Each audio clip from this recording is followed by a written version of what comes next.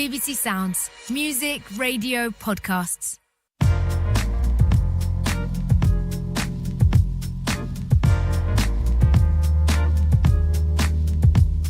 You're listening to Don't Tell Me the Score with me, Simon Mundy, where every week I sit down to discuss a sporting theme that's also relevant to life.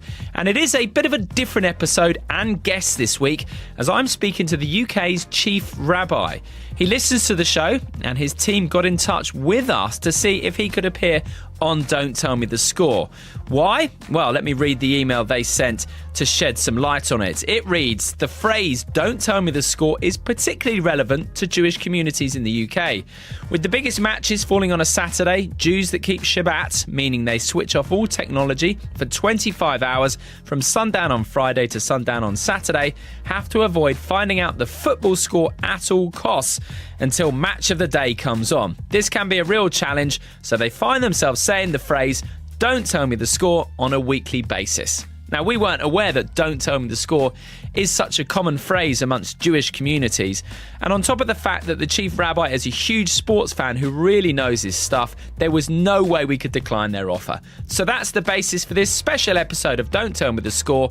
And the theme of our chat is sacrifice in sport and in life. Here is the Chief Rabbi.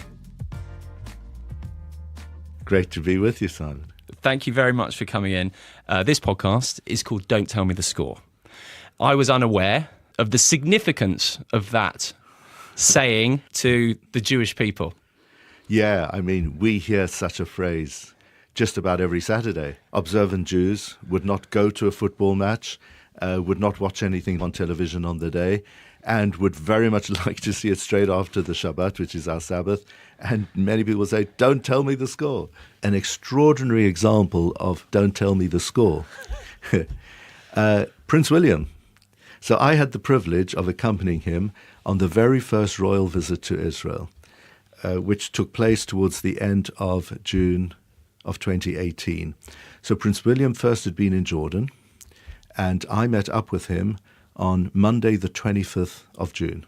The previous day was England versus Panama in the World Cup.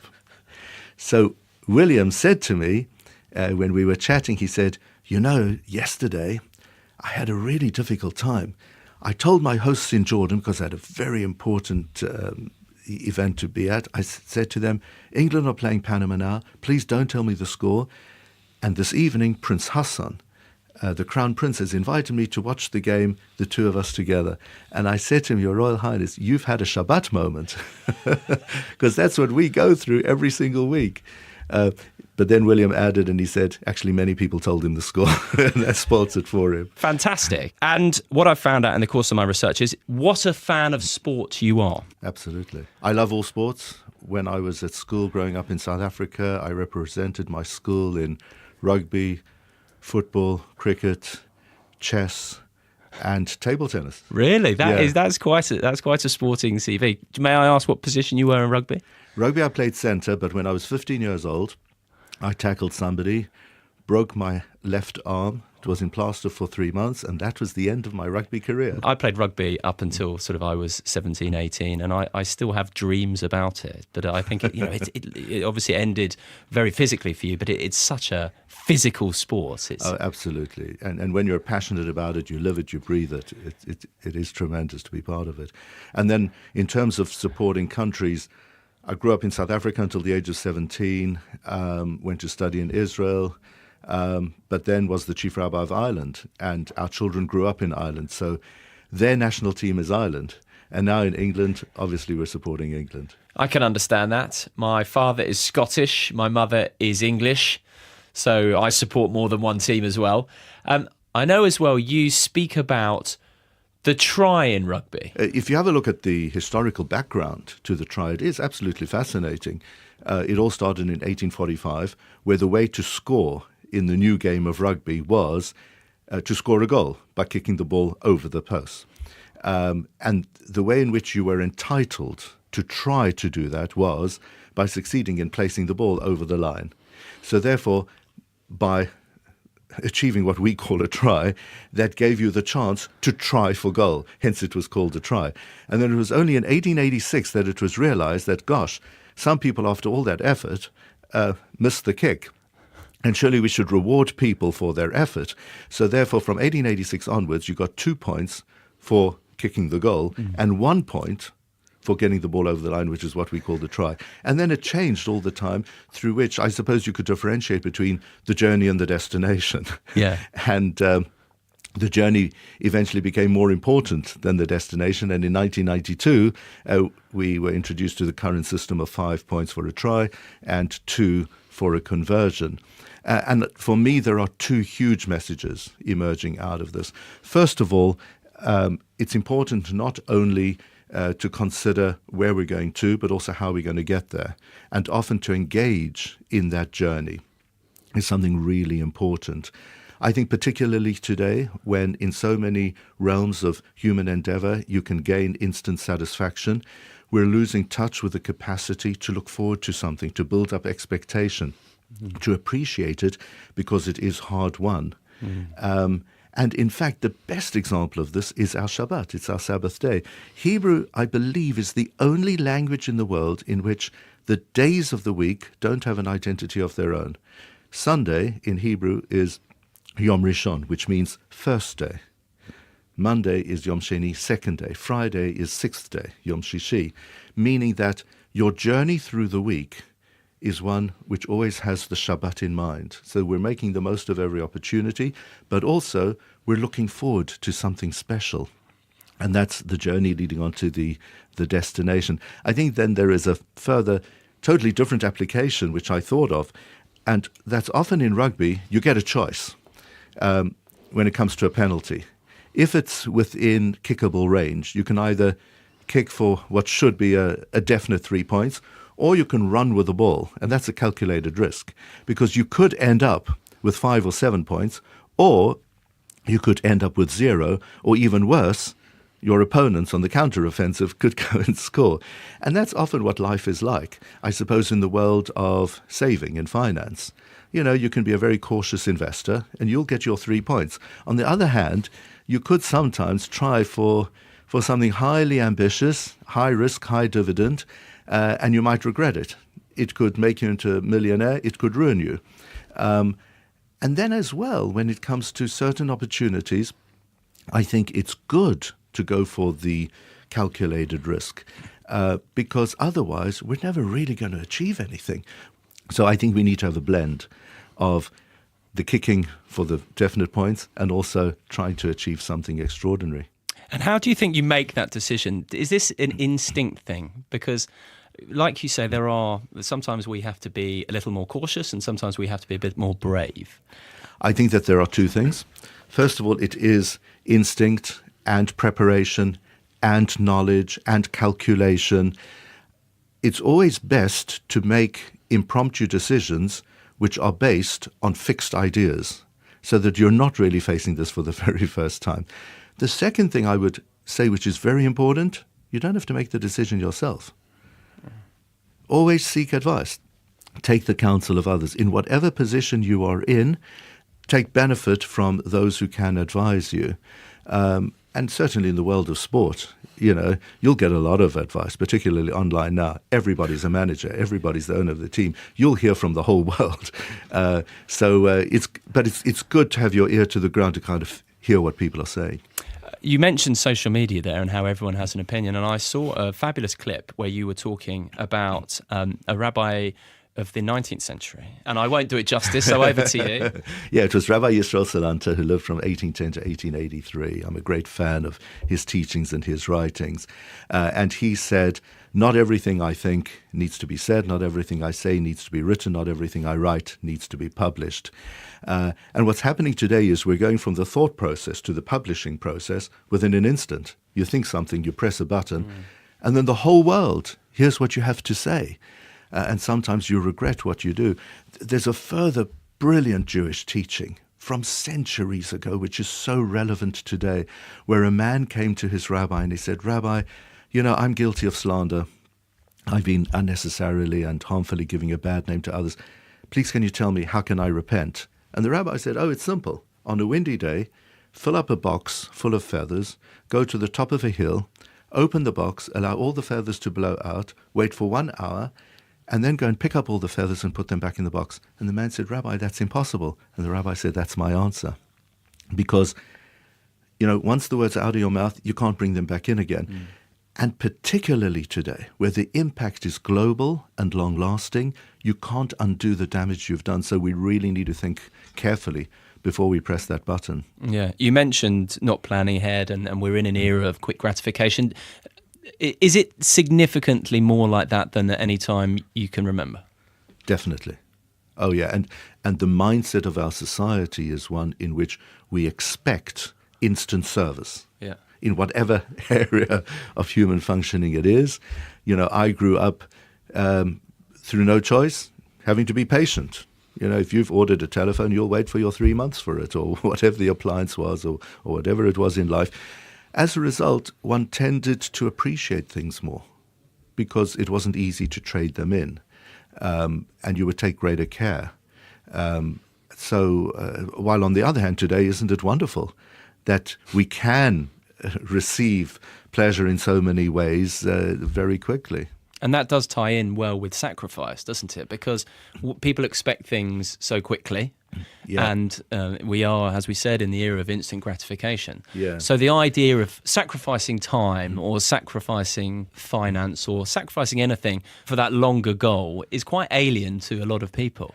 Yeah, and in our Jewish tradition, we see sacrifice as a positive. I think that the term in English certainly has a negative connotation. In Hebrew, the word for sacrifice is korban, which literally means to come close to.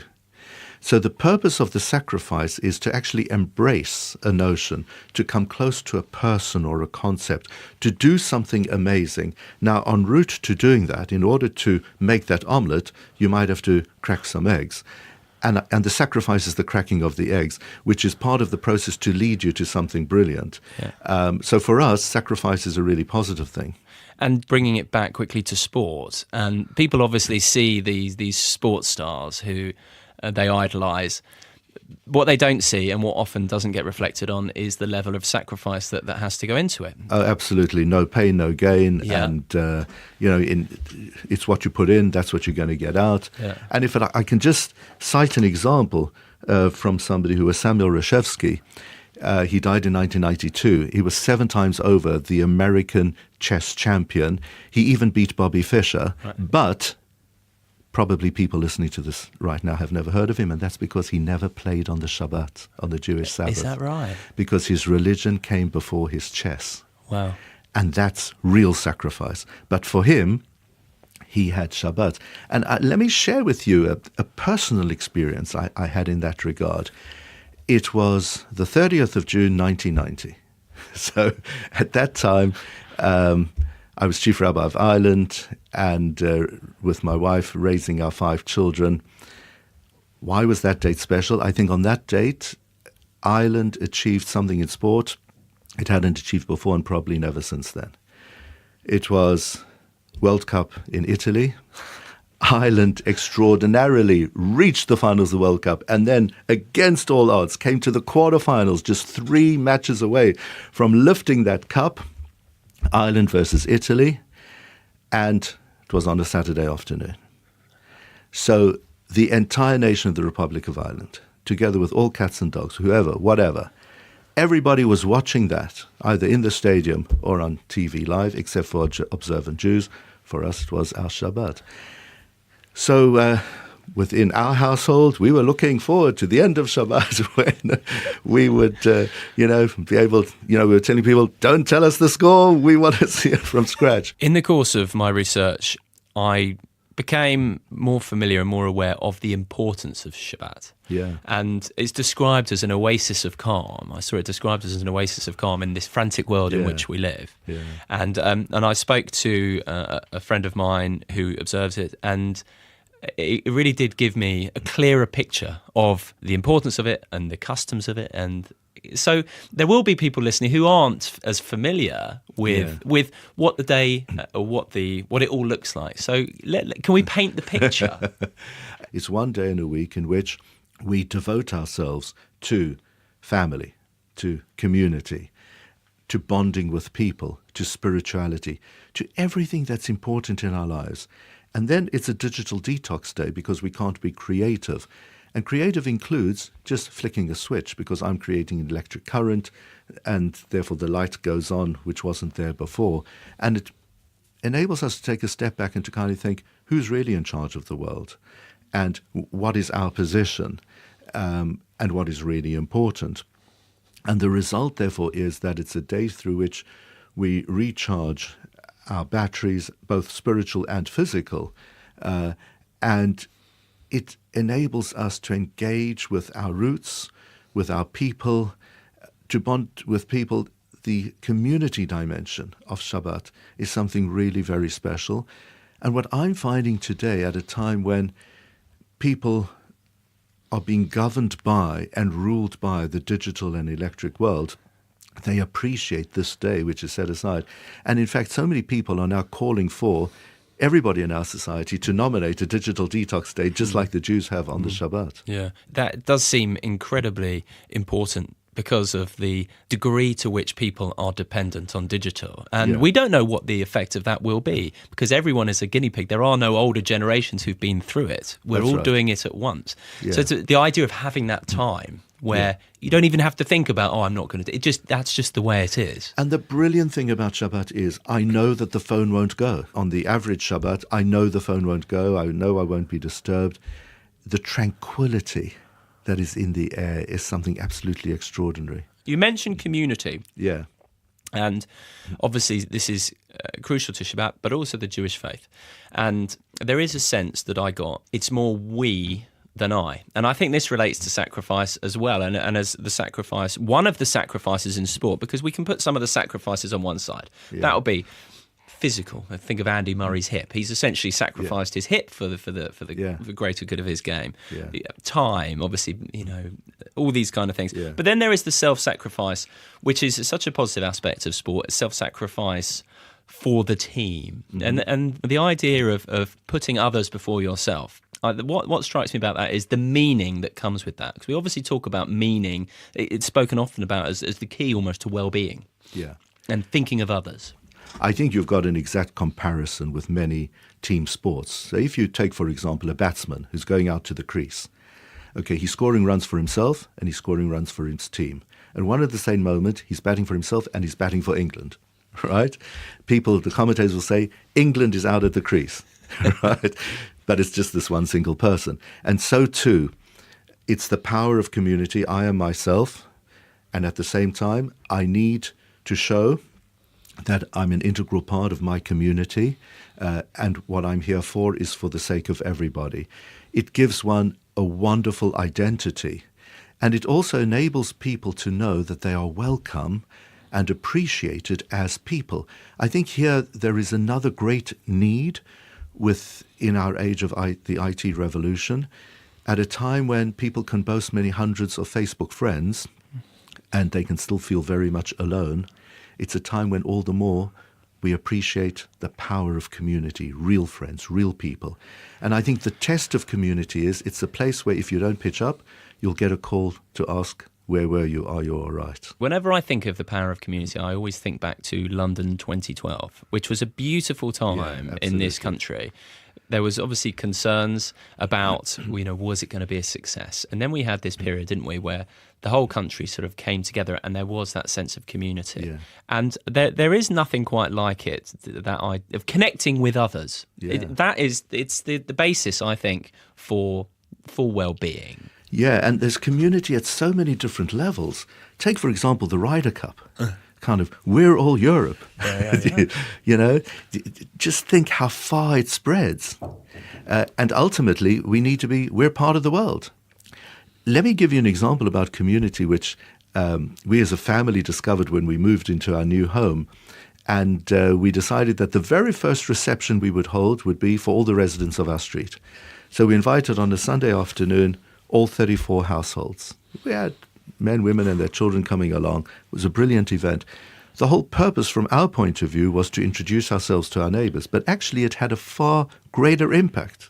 It turned out to have a far greater purpose, and that was giving them a chance to get to know each other. Many had lived on the street for decades and yet did not know the others on the street. You would usually tend to know the people to your right and to your left, but two to your right and two to your left, you wouldn't. You go out of your house, into your car, and off you go to wherever you're going. We've lost that sense of community in our neighborhoods. Yeah, the suspicion of the other. And we see it in sport. We see it, for example, in football. Now, taking football as an example, we have on the one side this very powerful sense of community. You're a Tottenham fan, so you're very aware of that. And then, yet as well, in football, there is that distrust of the other or dislike of the other. And there's in part, a playful element to that in football, but there's also a negative part to that. Unfortunately, some people don't only define their identity according to what they are, they also define it according to what they are not. And I believe that that's a weakness in character. The example that I give in our communities is an example from the world of cricket. I preach we should all be like batsmen and not like bowlers. We need to be proud of our own identity, to go out there, score runs, 4s and 6s, for the team that we're part of and that we represent. And at the same time, we shouldn't try to bowl others out. We need to respect others. And let's be happy when they rejoice. So this kind of Spurs, Arsenal, or City United, or Liverpool, Everton kind of unhealthy hatred, that's really what it comes down to. That shouldn't be part of our sporting world. No. And we know that obviously the racist element of it gets much more called out now. But even beyond that, there is just I don't want to say, but basic abuse. And that seems to be tolerated to some degree. It's a huge shame that that is the case. We can easily get so much out of sport without going down to that level. It's a pity when I see adults covering the ears of children at sports fixtures so that they shouldn't hear the chants. And I'm proud, for example, of what Chelsea Football Club did. I was in January at Stamford Bridge for the launch of their program against anti-Semitism. And I applaud them because by launching such a program, they were acknowledging that they have a problem. I think it's a strength to acknowledge when a problem exists. It needs to be tackled. And they've got a wide-ranging program for people at all levels who are associated with the club. And I wish that other clubs would emulate what they have done. Just to bring it back to sacrifice, perhaps from an individual, personal level. Yeah. Now, if I think of even a small sacrifice that I made in my career, when I realised I wanted to get into radio, every Saturday I worked for free for a year. And at the time, I obviously didn't get to see my friends. I didn't get to watch sport. And now I'm really sort of pleased I did that. And we've spoken about how people are not great, I don't want to generalise too much, at deferring sort of that gratification. Yeah. How important, or if you were to explain to people listening who perhaps recognise this as a weakness in themselves, how important is that idea of sacrificing things that you enjoy for that greater goal? Yeah, it is important. I myself would not use the term sacrifice. Mm-hmm. I'd use the term investment. That is a nice word, isn't it? It's a positive word, right? So you're not punishing the person by saying, I recommend you stay in your room and you swat up for that exam, because if you get that degree, that'll open doors to you for the rest of your life. As opposed to, you mustn't go out and you must give up on whatever the pleasures might be. I think we need to encourage people positively and to empower them to appreciate how important investment is, investment of time, talent, money, and so on. And then, I mean, it's a no-brainer. Anybody who's succeeded in this world will tell you it's only happened because they've invested in it. Martin Keown, I saw him asked about sacrifice, and he said it wasn't a sacrifice. I love doing what I'm doing. Fantastic. So taking that positive view of this is an investment, actually, then of course it's easier to do it because you're looking at it in a different way. Absolutely, and it brings us back to the journey and the destination. A journey is not necessarily an easy path to take. There can be many obstacles in the path, but you need to engage with it. And it's important, you use the word enjoying. Yeah, we need to enjoy what we're doing, not only while grappling with the action at hand, but also the sense of achievement when you're dreaming of what will come about as a result of your investment, it's part of that brilliant journey. And there is a different feeling when you do sacrifice time and effort and eventually get somewhere because of that. Yeah, absolutely. And also, there is no investment which is a waste of time or effort, because even though you might not get the job that you were going for, or what you were dreaming about doesn't happen, what you did will prove to deliver benefits of unexpected kinds in your future. You've spoken about your own sacrifice, looking back to Italia 90, or rather your own investment. Let me put that correctly.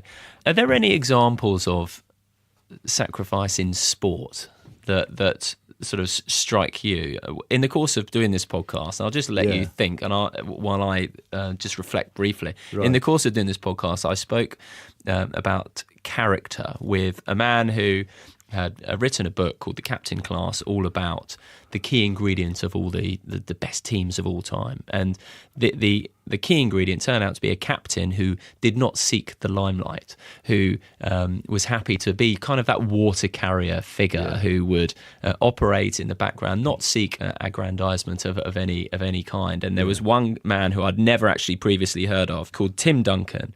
And he stayed at the San Antonio Spurs for his whole career, had very little interest in overly engaging with the media. They said when he retired, the culture went with him. And I'd never heard of this guy, but he made a huge impression on me just reading about it. Is there any examples of sacrifice in sport that really strike you? Speaking personally, and again, I'd prefer to use the term investment behind the scenes. So our daughter Leora was a star chess player. And she was a member of the team which won the All-Ireland Under-12 Chess Championships. It sounds impressive, and it was impressive. How did she do that? It's all thanks to April Cronin. So April Cronin was the women's chess champion of Ireland, who happened to be a teacher at the Jewish primary school in Dublin, and she used her talent behind the scenes to coach the kids. So whereas certain names were up in neon lights, it's the coach behind the scenes who was really responsible for it all. And I think that, people say behind every great so-and-so there is whoever. That is very true. And everybody is important. It's like the President of America who visited the headquarters of NASA and saw somebody sweeping the floor, and he said, "What's your job?" And he said, "I'm sending a man to the moon." Whatever your role, you're part of delivering. And everybody's important in that endeavor. The groundsman, the people who prepared the pitch, they are as important as the players who play upon it. Some their names are in print, others are not, but everybody's part of that endeavor. And when you are part of that culture, you get a huge amount of enrichment in life and fulfillment. I have to ask you about Tottenham quickly. Yeah. Mauricio Pochettino. Yeah. What a revelation that man has been. I remember when he came here and people were like, who is this guy? Doesn't speak English, blah, blah, blah. And now, what standing he has. Absolutely. I think he has taught us and reminded us of the fact that it's the person and not the fame, not the name. You get renowned managers who come into teams and they can mess things up for those teams. There are some obvious examples of that. And then you can get some relatively unknown people who just work wonders because of the way they engage with their players, encourage them, inspire them, understand them, being, tactical genius. He is a lovely person. I've met him, and he's a really nice guy, and he's an inspiration. You talk about engaging and inspiring in the case of Mauricio Pochettino, and I think of this new breed, him, Pep Guardiola, Jurgen Klopp, and there is that sense of they've got an ability, an emotional intelligence of being able to put their arms around people and bring them into them. And there is that, again, it's that kind of that self-sacrifice for a community. And I think it's encouraging that we've got people like this now. Yeah, absolutely. Spurs are now third in the league. And when I see Liverpool winning, part of me kind of is happy. I see Klopp and the way that he conducts himself, his style in interviews. I think it's pretty impressive, and you have to admire that and to applaud their achievements. Let's just look to wrap things up. To sum up the importance of sacrifice / investment in the Jewish faith, in sport and in life, what would you say about that? Crucial. Anybody who has ever been successful is a person who has invested wisely and who has applied himself or herself in a really tough way. And even people who are lucky enough to receive a legacy, to kind of walk into something that's ready-made, they will only make a good go of it if they apply themselves and invest wisely. Nobody's ever regretted it, even though it can be tough. And doing that investment, the reward at the end of it, the feeling that one gets, it does have a different quality. Oh, absolutely. We've got a verse in the Psalms, Yegir kapecha ki tochel, when you eat the fruits of your labors, happy are you and it's good for you. So the path to happiness is when you eat the fruits of your labors. You have to apply that hard graft, and then when the dividends and the benefits come, there's no happiness quite like it. Thanks very much for listening to this special episode of Don't Tell Me the Score with the Chief Rabbi. Please do subscribe to the show on BBC Sounds if you haven't done already. Get in touch on social media. We do respond to every single message, and we will be back next time. Until then, goodbye. Did you know that technology can make us kinder to one another? Did you hear about the diver who walked out of the sea onto a Portuguese beach, dragging the internet behind him? Did you realize that how you speak to the little robot helper in your house might cement age-old stereotypes for decades to come?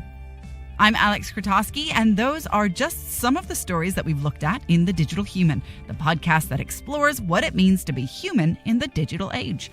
If you want to hear more, and I guarantee we will surprise you, come check us out exclusively on BBC Sounds.